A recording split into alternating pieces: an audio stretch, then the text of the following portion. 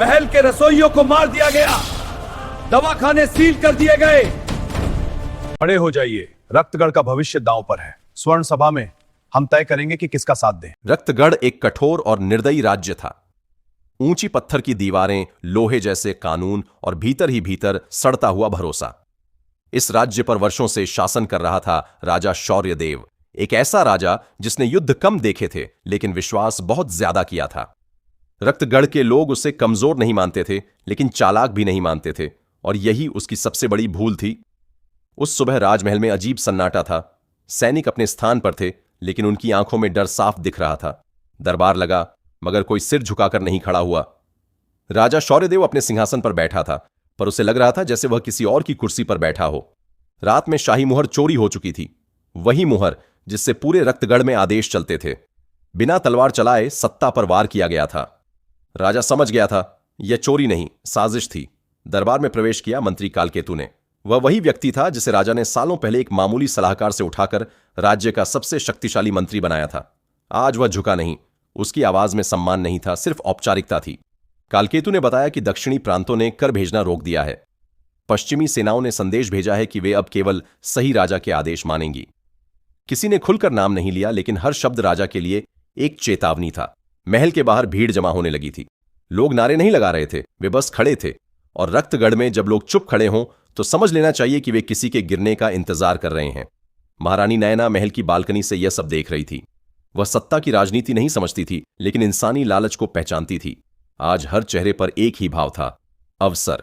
दोपहर में राजा ने अपने सबसे भरोसेमंद सेनापति वीरान सिंह को बुलाया, वही वीरान सिंह जिसने उत्तर की सीमाओं पर रक्तगढ़ को बचाया था। राजा ने सीधे पूछा, क्या सेना मेरे साथ है? वीरान सिंह ने आंखें झुका लीं। उसका मौन ही राजा के लिए सबसे बड़ा जवाब था। रात होते होते राजधानी में अफवाह फैल चुकी थी कि राजा को जहर दिया गया है। यह झूठ था, लेकिन झूठ ने आग की तरह काम किया। महल के रसोइयों को मार दिया गया, दवाखाने सील कर दिए गए, हर कोई शक के घेरे में था। उसी रात रक्तगढ़ के दरवाजों पर एक और तूफान पहुंचा। राजा का छोटा भाई देवकेतु, जिसे सालों पहले निर्वासन में भेज दिया गया था, बिना किसी सेना के राजधानी के बाहर डेरा डाल चुका था। उसका नाम ही लोगों के लिए काफी था। लोग भूल चुके थे कि उसे क्यों निकाला गया था। उन्हें बस यह याद था कि देवकेतु निर्दयी था और सत्ता का भूखा था। देवकेतु ने महल में प्रवेश नहीं किया, उसने शहर के बीचों बीच ठहराव डाला। यह खुली चुनौती थी। अगली सुबह मंत्री कालकेतु ने राजा को सलाह दी कि देवकेतु से बातचीत की जाए। राजा समझ गया यह सलाह नहीं, दबाव था। जब राजा मिलने पहुंचा, देवकेतु ने सिर झुकाया लेकिन उसकी आंखें नहीं झुकीं।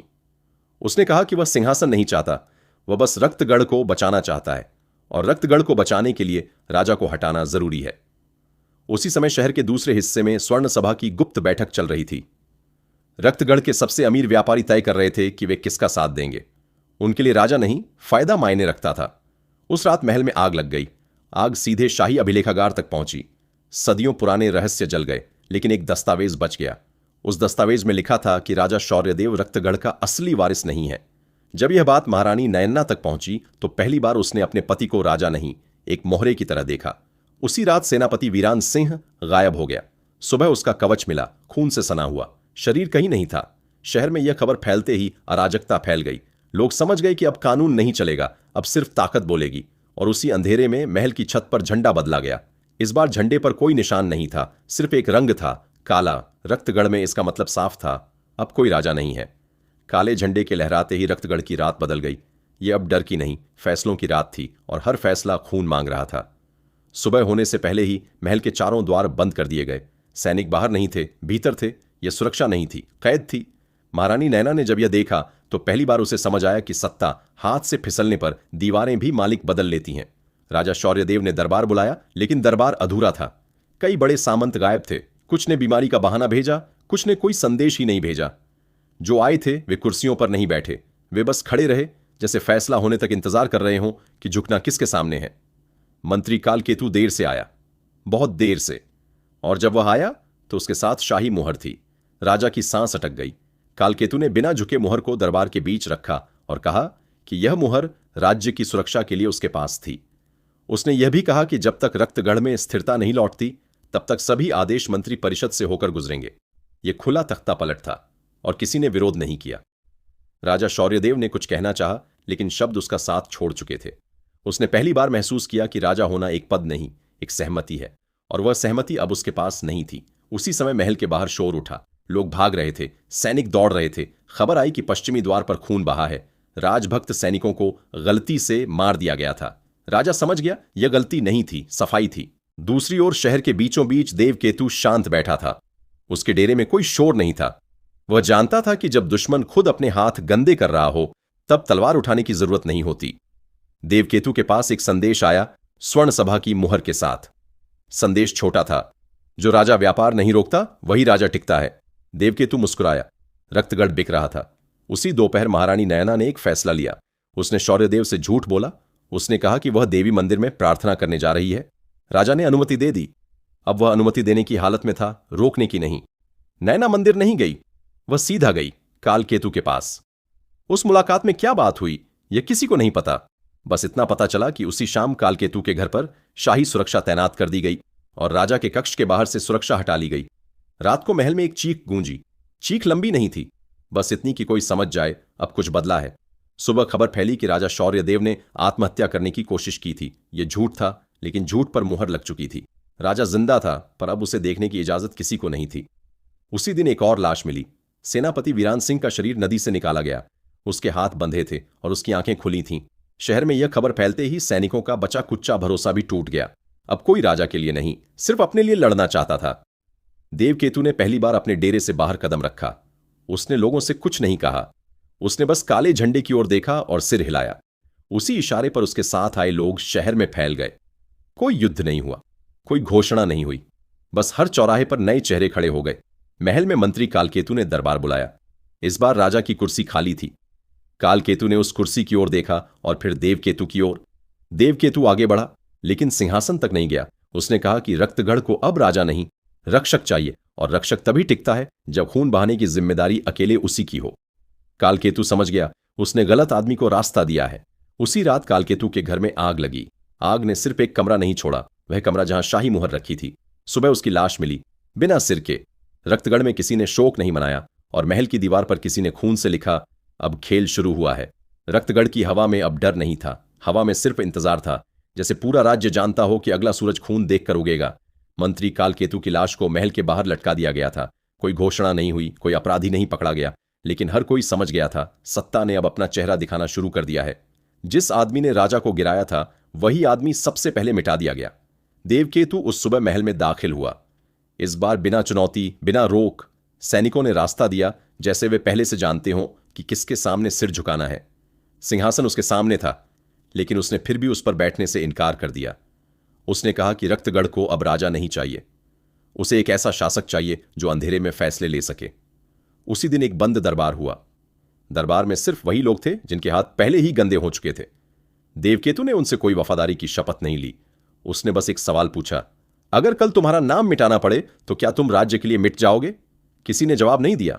देवकेतु मुस्कुराया, उसे जवाब मिल चुका था। उसी शाम महारानी नयना ने पहली बार देवकेतु से अकेले में मुलाकात की। दोनों के बीच कोई सम्मान नहीं था, कोई औपचारिकता नहीं थी। नयना ने साफ कहा कि राजा शौर्यदेव जिंदा है और जब तक वह जिंदा है कोई भी सत्ता स्थिर नहीं रह सकती। देवकेतु ने जवाब में कोई आदेश नहीं दिया। उसने बस पूछा, क्या तुम चाहती हो कि वह जिंदा रहे? नयना ने पहली बार नजरें झुका लीं। उस रात राजा शौर्यदेव को महल के सबसे पुराने तहखाने में ले जाया गया। वहां न कोई गवाह था, न कोई इतिहास लिखने वाला। सुबह जब तहखाना खोला गया तो सिर्फ खून था, शरीर नहीं। रक्तगढ़ को बताया गया कि राजा ने अपने घावों के कारण दम तोड़ दिया। लोगों ने सिर हिलाया। वे अब सच जानने की जरूरत महसूस नहीं करते थे। लेकिन कहानी यही नहीं रुकी। उसी दिन उत्तर की सीमाओं से संदेश आया, सीमा टूट चुकी है। किसी बाहरी सेना ने हमला नहीं किया था, यह हमला भीतर से हुआ था। सीमाओं के सेनापतियों ने अपने द्वार खुद खोल दिए थे। देवकेतु समझ गया कि यह उसका नहीं, नयना का खेल है। महारानी नयना अब सिर्फ महारानी नहीं रही थी, उसने व्यापारियों, सीमाओं और महल तीनों को जोड़ लिया था। वह खून से नहीं, समझौते से सत्ता बना रही थी। देवकेतु को पहली बार महसूस हुआ कि रक्तगढ़ में उससे भी ज्यादा खतरनाक कोई है। उसी रात उसने अपना पहला खुला आदेश दिया। रक्तगढ़ के 3 बड़े सेनापतियों को बुलाया गया। सुबह उनमें से 2 की लाशें मिलीं, तीसरा गायब था।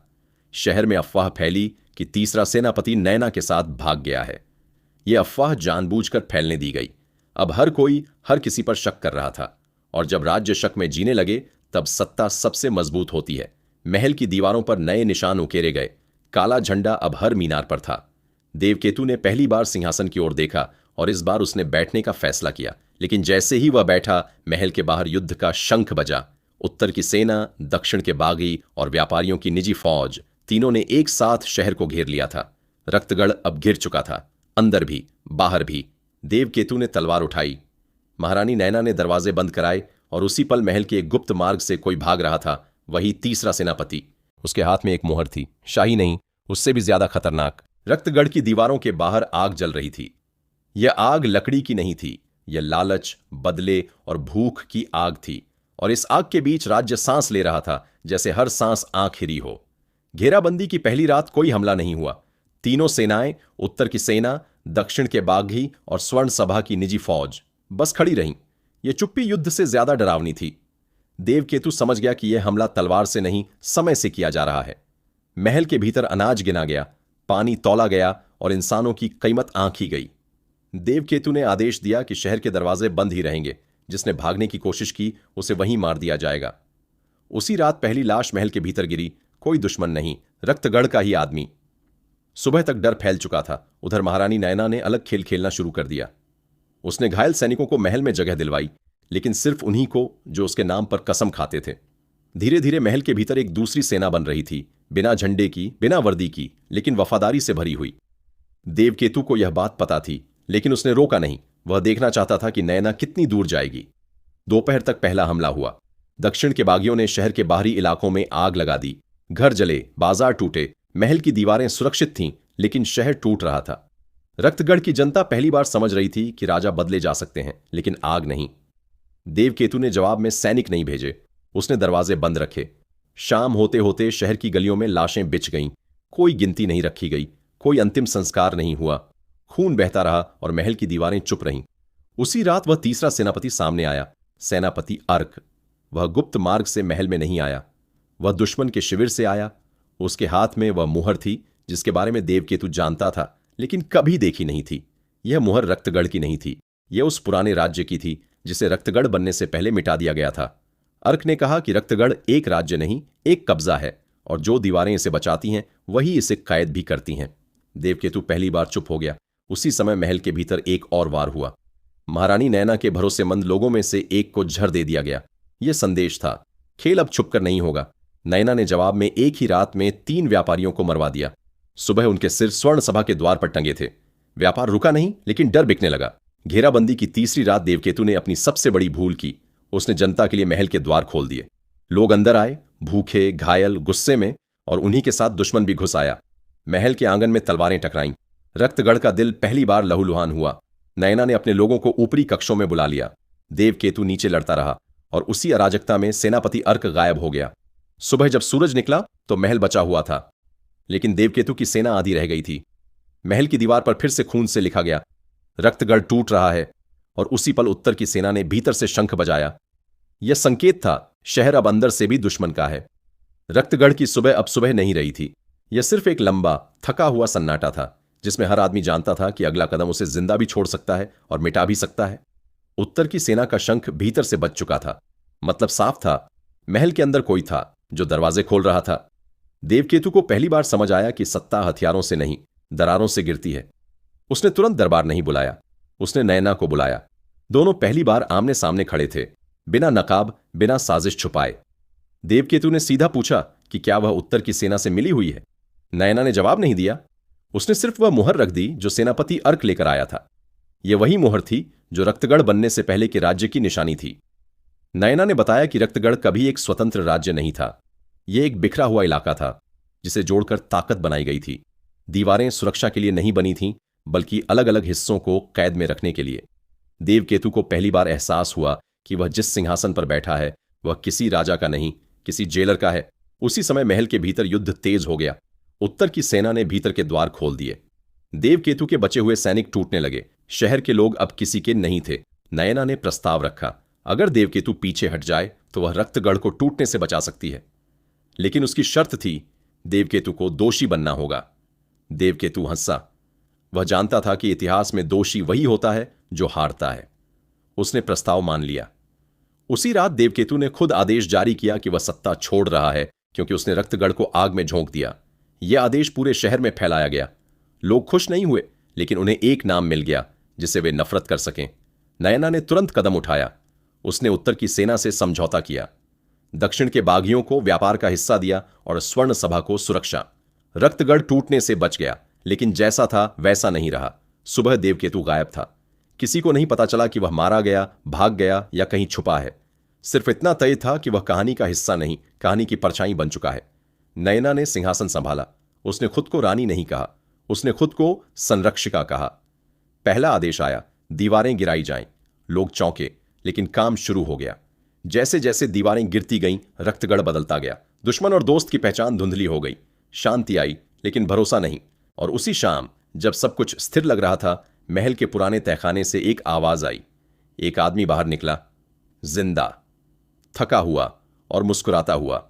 वह सेनापति अर्क था। उसके हाथ में कोई मुहर नहीं थी। उसके हाथ में एक कागज था।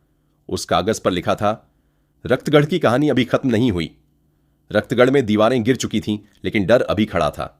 लोग आजाद दिख रहे थे, पर हर आजादी के पीछे एक नया डर जन्म ले चुका था। शांति आई थी, मगर वह शांति कब्र जैसी थी। सेनापति अर्क के बाहर आते ही महल में हलचल मच गई।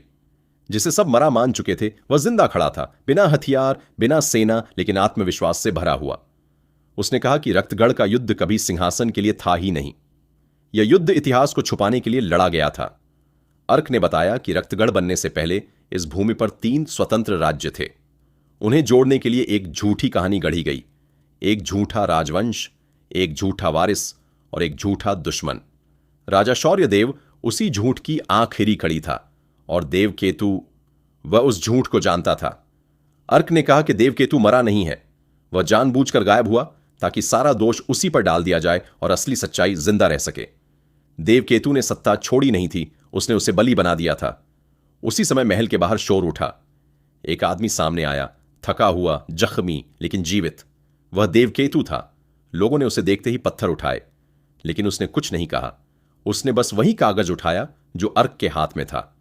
कागज में पूरे इतिहास की सच्चाई लिखी थी, झूठे युद्ध, मिटाए गए नाम और वे समझौते जिनसे रक्तगढ़ बना था। महारानी नयना ने वह कागज पढ़ा। उसकी उंगलियां कांप गईं।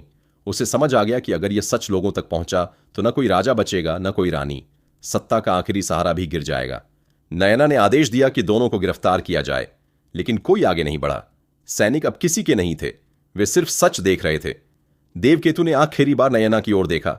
उसने कहा कि रक्तगढ़ को अब किसी संरक्षिका की नहीं, किसी कहानी की जरूरत है। एक ऐसी कहानी जिसमें कोई देवता ना हो, कोई राक्षस ना हो, सिर्फ इंसान हो। और फिर उसने आग जला दी। वह कागज महल के बीचों बीच जला दिया गया। सच राख बन गया। लोग चीखे नहीं, लोग रोए नहीं, लोग बस देखते रहे। देवकेतु और अर्क दोनों उसी आग में गायब हो गए। कोई नहीं जान पाया कि वे मरे या भाग निकले। नयना ने सिंहासन छोड़ा। उसने कहा कि वह इतिहास नहीं दोहराएगी। रक्तगढ़ बिना राजा, बिना रानी के खड़ा रहा, टूटा हुआ लेकिन जिंदा। सालों बाद लोग कहते हैं कि जब रात बहुत शांत होती है तो टूटे महल के पास 2 परछाइयां दिखती हैं, एक जिसने सत्ता छोड़ी और एक जिसने सच छुपाया। और तब लोग समझते हैं कि रक्तगढ़ का सबसे बड़ा युद्ध तलवारों से नहीं, कहानियों से लड़ा गया था। कहानी खत्म नहीं होती, वह बस इतिहास बन जाती है।